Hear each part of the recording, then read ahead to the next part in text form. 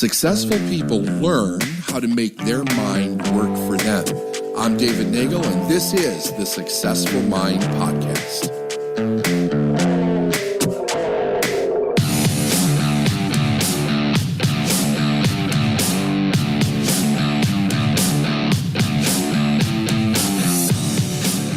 Be hungry.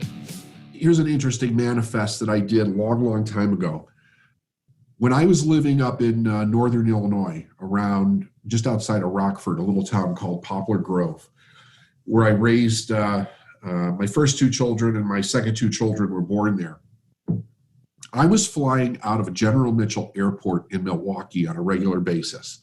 One was because I was working with Proctor and I was going to Toronto probably once every 10 days.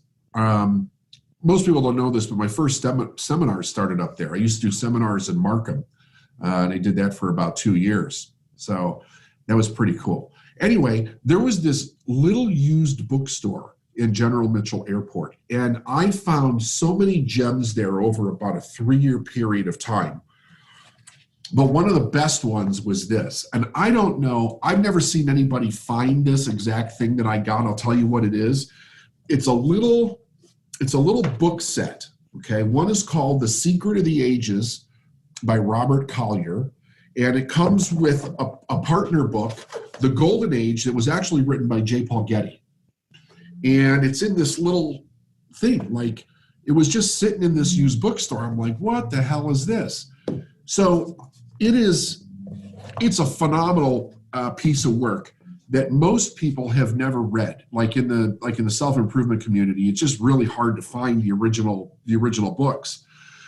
So it just so happened when I was looking for this, I was looking to try to understand ambition and desire that we've been talking a lot about a little bit more. And actually, that's The Secret of the Ages is pretty much what this book is about. So if you can ever find it, make sure you get it, right? I think it was originally written in the 60s. I know that this is, he was on his like 26th edition of this or something. Let me see here. 27th edition was in 75, which is interesting because the Collier book was published in 68. So at some time they decided to pair these up as a team and put them out together. So here's what we're going to cover today. So I said, be hungry. He has an interesting take on ambition and desire. He says it's secret number 2, ambition and desire, 2 keys to success. Ambition, what a glorious word. How the sound of it stirs one's energies, to make one feel the inspiration to be up at work, doing things, succeeding, creating, accomplishing. And what does ambition really mean? Pray? It means more than a mere eagerness for things. It means a deep-seated desire to materialize certain ideals which exist in the mind as mental pictures. Before one can accomplish things, he must be possessed by ambition. Now, out of everything that I've shared with you so far, we haven't even heard this word, I don't think, ambition, right? We've heard desire, we've heard will, we've heard all of that. Here's his little recipe for building this up. And I have to agree that it makes a lot of sense because you keep going back to the cause. And one of the problems that I see with people, that's one of the biggest problems, is that they don't have enough desire to overcome the challenges that they have to overcome to get where they want to go. They just can't seem to keep their desire strong enough or tap into that main thing inside them. And he addresses this problem. And it's also the only place I've ever seen it addressed this way. And I've got like 5,000 books in my library, and I've never seen anybody else address it this way. So he says, before one can accomplish things, he must be possessed by ambition. And before he can feel ambition, he must have the preceding hunger which causes him to manifest ambition with which to satisfy it.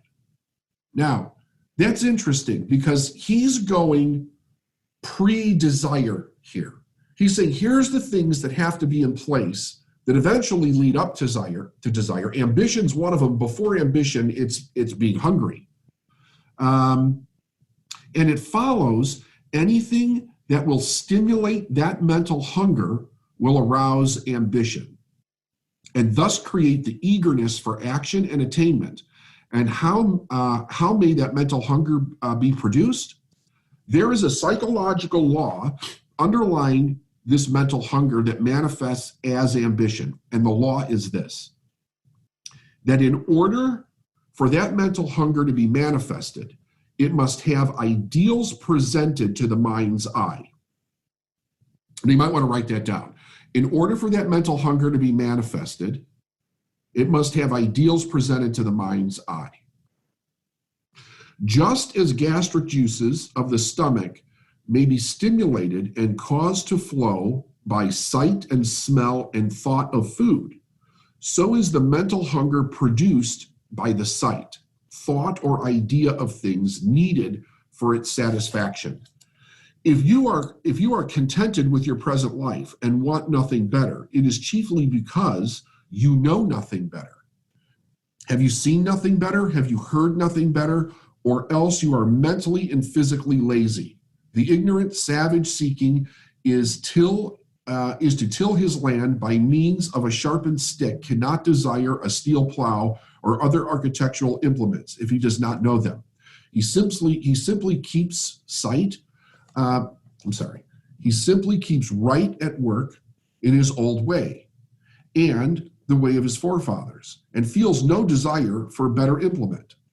But by and by, some man comes along with a steel plow, and our savage opens his eyes in a wide surprise and a wonderful thing. If he be a savage of discernment, he begins to get up an interest and sees how much better it accomplishes the task and does his rude point stick. If he is a progressive savage, he begins to wish he had one of the strange new implements, and if he wants it hard enough, he begins to experience new strange feelings, mental hunger for the thing which is sufficiently strong, and it causes his ambition to bud. Now, here's something that's interesting. In a lot of the studies that I did, and even in my own life, I have always found that when somebody's very successful, and they did not come from any kind of success, like they were the first one in a generation or a family to be successful, at some young age, they were exposed to something that opened their mind. It may have just been brief, like they saw success. For me, I had a couple of experiences where I was inside very wealthy people's homes when I was young. And I saw a difference between the way they lived and the way that I lived. And I always remembered those things. So it was kind of like there's some significance there. I'm not sure what it is at the time. I wasn't even sure what it was when I was like in my 20s. But it would happen periodically. I would be in these positions where, for whatever reason, I would end up being in somebody's house or see something that would kind of exemplify success from a materialistic perspective. But here's the weird thing about this. Very often we're taught the opposite when we're young. We're taught that it's not okay to want. So you have to kind of examine your mind and ask yourself, was that seed planted in your mind somewhere when you were young, where you were taught it's not okay to want something better? Because if it was, and it took over, you have to reverse it. And you simply reverse it by letting yourself want something. But you have to explore what that is. So you've heard me say, dig down into your secret thoughts. Really dig down in there and ask yourself, like, if nobody knew, like if you could keep it a secret and money wasn't an issue and you didn't have to deal with shame or guilt or anything, what would you want? What would you really ask for, right? And keep asking that question and see what starts to come up inside of you. Also pay attention to how different things arouse your desire as you go through life. You don't have to tell anybody about it. Matter of fact, I would encourage you probably not to in the beginning. Keep it to yourself. Like if you see things, and you might think to yourself, oh, that's materialistic, or I don't need that, or, don't go there in your mind. Pay attention to how it's arousing something inside of yourself. So then he goes on, and this is a critical point. Up to this time, he has felt a strong desire preceding ambition, but now, with the dawn of ambition, comes the arousing of will. And This is what ambition is: a strong will aroused by a strong desire. So he's using will in a little bit of a different way than I've been teaching to use it, because I'm using Waddell's idea of will, which is basically focus. He's using it like in the terms of will attached to desire, or like a God's will thing. It's almost like a destiny, like something, an inside seed. He says, without these two elements, there can be no ambition. Desire without will is not ambition. One may want a thing very hard, but if he does not arouse his will strong enough to activate and cooperate with desire, his ambition will die a boring. And though one's will be as strong as steel, yet there is not a strong desire animating and aspiring it. It will not manifest as ambition. So he's using this as like your internal compass to want something more than anything else, right? This is where I think he's using will in the traditional sense, like kind of pushing, forcing, glomming on to something instead of just like an intellectual focus.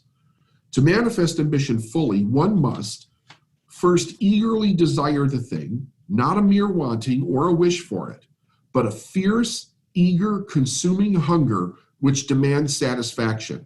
And then one must have the will aroused sufficiently strong to go out and get it, which desire is demanding. These two elements constitute the activity of ambition. So, it's a pretty neat thing. There's quite a bit in this book, actually. And I don't agree with all of it, but most of it is really, really good. And it helped me understand quite a few things when I was first trying to study, because he gives just a slight and subtle twist on certain ideas. So it like I said, he kind of does a little bit of a deeper dive in here, and I think it's gonna help. Anyway, the book again is The Secret of the Ages by Robert Collier, and its companion book, The Golden Age by J. Paul Getty. Let me know if you guys find it. I've never had anybody tell me that they actually found it, so maybe it's out there now. I don't know.